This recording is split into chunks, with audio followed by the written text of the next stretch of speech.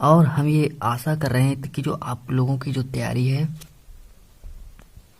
वो एक अच्छे प्रकार से चल रही होगी, और मुझे ऐसा लग रहा है कि आप लोग तैयारी कर रहे हैं, और मेरी उम्मीद है कि आप लोग एक अच्छे तरीके से प्रिपरेशन कर रहे हैं और आप लोगों की जो तैयारी है बिल्कुल अच्छे प्रकार से चल रही है। ठीक है स्टूडेंट्स, और तो चलिए यहाँ पर आज की इस क्लास में हम सामाजिक विज्ञान का जो चैप्टर है भारत में राष्ट्रवाद, इस चैप्टर के हम कह सकते हैं कि 6 नंबर का वेरी वेरी मोस्ट इम्पोर्टेंट प्रश्न लेकर आए हैं। ठीक है, तो देखिए भारत में राष्ट्रवाद चैप्टर, लेकिन इसका हम 6 नंबर का very very most important question लेकर आए। तो चलिए हम स्टार्ट करते हैं क्लास को।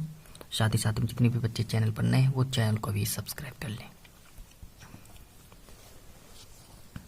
चलिए बात करते हैं हम किस महत्वपूर्ण प्रश्न के बारे में बात करेंगे, और उस प्रश्न को हम आप लोगों के सामने लाते हैं।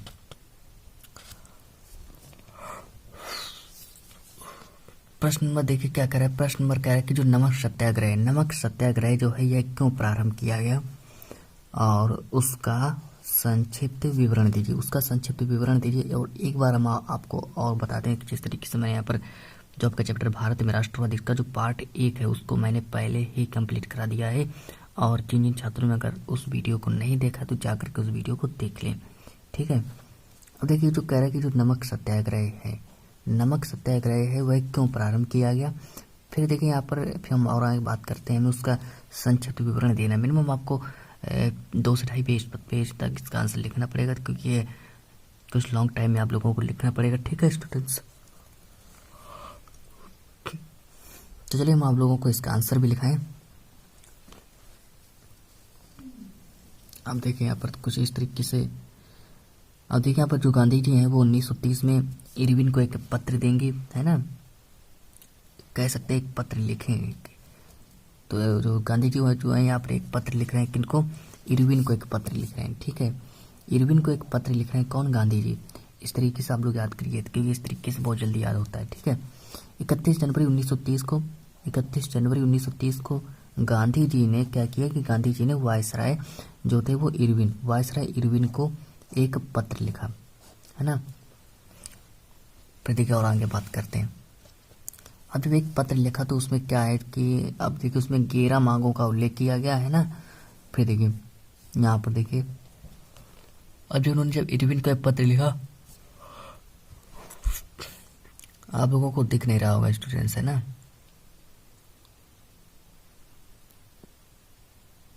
अब बोलो कैसे दिख रहा है।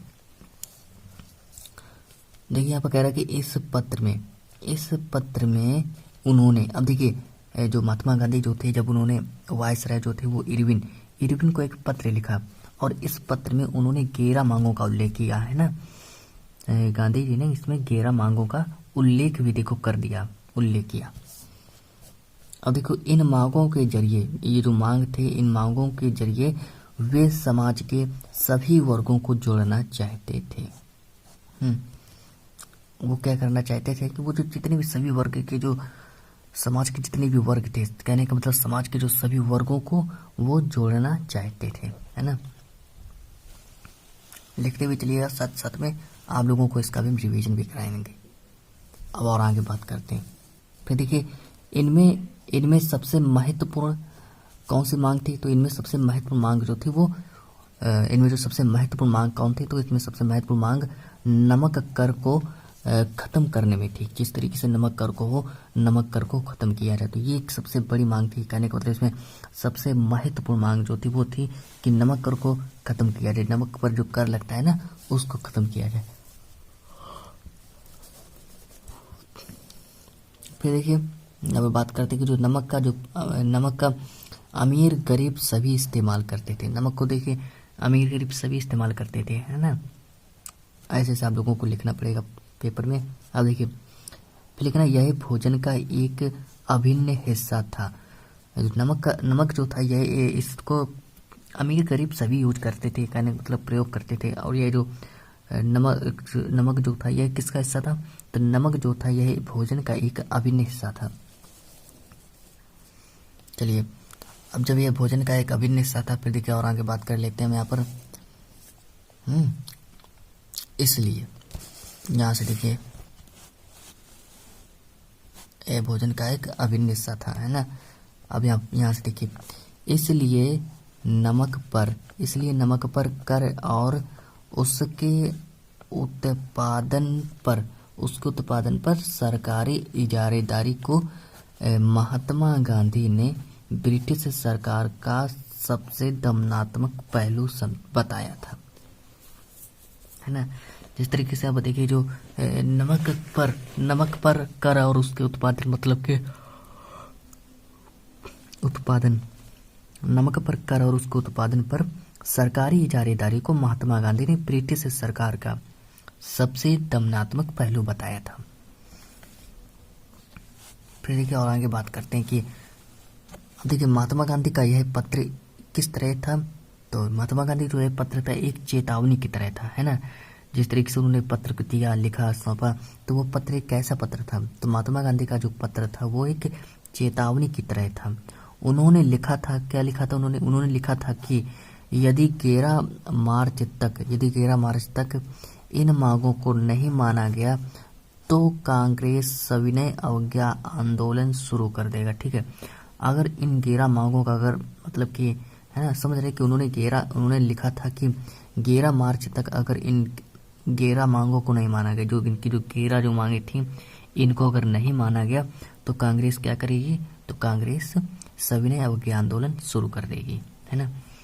अब चलिए इसके आगे और बात करते हैं कि इसके आगे देखिए क्या कह रहा है।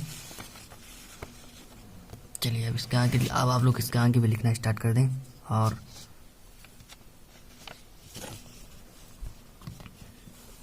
साथ साथ में आप लोग कुछ देखिए, इसलिए अब देखिए इतना देखिए, आप लोग पढ़ते भी चलिए, हम थोड़ा बैक की ओर ले चल रहे हैं, बैक, है ना।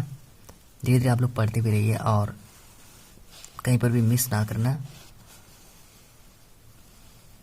चलिए अब आप लोग यहाँ से लिखना स्टार्ट करिए।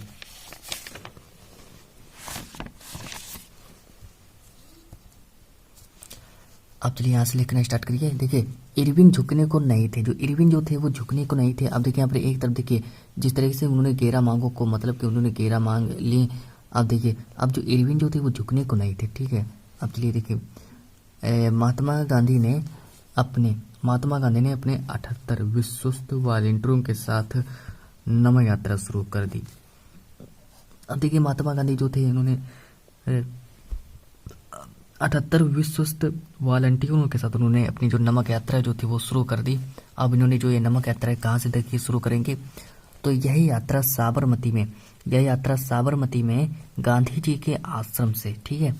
तो यह जो यात्रा जो थी वो कहाँ से, तो यह यात्रा साबरमती में गांधी जी के आश्रम से 240 किलोमीटर दूर दांडी नामक गुजराती तटीय कस्बे में जाकर खत्म होनी थी।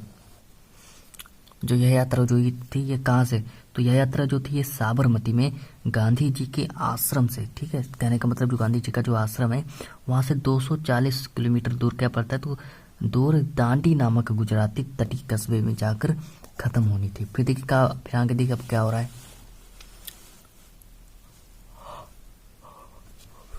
खत्म होनी थी। फिर देखिए और आगे बात कर लेते कि गांधी जी की टोली ने 24 दिन तक, ठीक है। अब देखो गांधी जी की टोली ने देखिए क्या किया कि गांधी जी की टोली ने 24 दिन तक हर रोज लगभग 10 मील का सफर तय किया। यहाँ भी गांधी जी रुकते, हजारों को उन्हें सुनने आते। अब देखिए जहाँ पर भी गांधी जी रुकते तो हजारों लोग जो थे उनको सुनने आते थे, है ना, सुनते, उनकी बातों को सुनते थे। फिर देखिए यहाँ पर देखिए 6 अप्रैल को वो दांडी पहुंचे। अब देखिए जब उन्होंने अपनी यात्रा को शुरू किया, तो अब जब वो अपनी यात्रा को शुरू करते चले गए, तो देखिए फिर यहाँ और आगे बात करते हैं कि 6 अप्रैल को इसको काट दीजिए ना। 6 अप्रैल को वे दांडी पहुंचे और उन्होंने समुद्र का पानी उबालकर नमक बनाना शुरू कर दिया, है ना। उन्होंने नमक का जो पानी था उसको, नमक का पानी मतलब कि उन्होंने नमक का पानी जो था उसको उबालकर नमक बनाना, जो समुद्र का जो पानी था उसको उबालकर उन्होंने नमक बनाना शुरू कर दिया, है ना। अब यह जो था यह कानून का एक उल्लंघन था। यह क्या था, यह कानून का उल्लंघन था। यह किसका उल्लंघन था, तो यह जो था यह कांग्रेस का उल्लंघन था। अब देखिए हजारों लोगों ने नमक कानून तोड़ा। हजारों लोग जो थे, जितने भी हजारों लोग थे, उन्होंने नमक कानून तोड़ा और सरकारी नमक कारखाने के सामने प्रदर्शन किए। जो सरकारी जो नमक है, जो सरकारी नमक जो कारखाना है, तो सरकारी नमक कारखाने के सामने क्या किया, तो सरकारी नमक कारखाने के सामने प्रदर्शन किए। फिर देखिए आंदोलन जो था, आंदोलन फैला तो विदेशी कपड़ों का बहिष्कार किया जाने लगा। जो जब ये जो आंदोलन जो था धीरे धीरे जब फैलने लगा तो क्या किया गया, तो जो विदेशी कपड़े जो थे उनका बहिष्कार किया जाने लगा। सो चलिए और आगे बात करते हैं, और इसके आगे अब आप लोग लिखना स्टार्ट कर दें। चलिए आगे लिखिए अब आप लोग यहाँ से। अब देखिए जिस तरीके से उन्होंने जो कपड़ों का जब उन्होंने बहिष्कार करना शुरू कर दिया, जितने भी किसान थे किसानों ने क्या किया, तो किसानों ने लगान और चौकीदारी दर जो किसानों ने किस तरीके से, अब देखिए लगान और जो उनकी जो चौकीदारी दर जो थी उसको चुकाने से इनकार कर दिया, है ना, इनकार कर दिया। अब देखिए और आगे बात करते हैं कि गांवों में तैनात कर्मचारी इस्तीफे देने लगे। गांवों में जितने भी कर्मचारी थे वो क्या देने लगे, तो जितने भी गांवों में कर्मचारी थे वो इस्तीफे देने लगे, है ना। फिर देखिए फिर लोग इन घटनाओं से चिंतित हुए और औपनिवेशिक सरकार जो थी, है ना। अब देखिए इन घटनाओं से चिंतित औपनिवेशिक सरकार कांग्रेसी नेताओं को गिरफ्तार करने लगी। जो औपनिवेशिक जो सरकार थी वो क्या करने लगी, जितने भी कांग्रेसी नेता जो थे उनको गिरफ्तार करने लगी, है ना।